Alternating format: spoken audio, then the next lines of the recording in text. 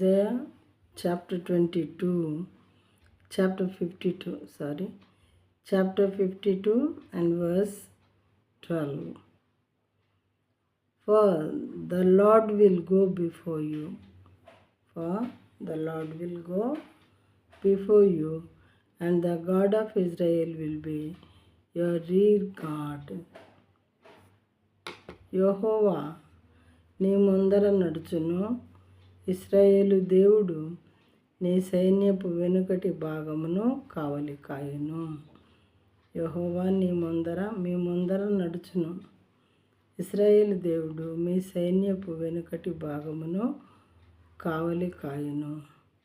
ఆయన నమ్ముకున్నటువంటి వాళ్ళందరికీ కూడా దేవుడు ముందుగాను వెనుకగాను ఉండి మరి వాళ్ళని రక్షించేవారిగా ఉంటారు. ఏ విషయమైనా సరే మనం విశ్వసిస్తేనే అది జరుగుతుంది ప్రియమైన వాళ్ళారా.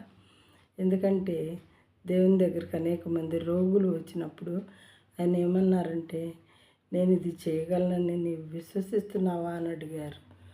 అయితే నేను విశ్వసిస్తున్నాను ప్రభువా అని చెప్పారు కొంతమంది. అప్పుడు దేవుడు నీ విశ్వాసమే నిన్ను స్వస్థపరచును అని చెప్పారు. కాబట్టి మనకు విశ్వాసం అనేది చాలా అవసరం.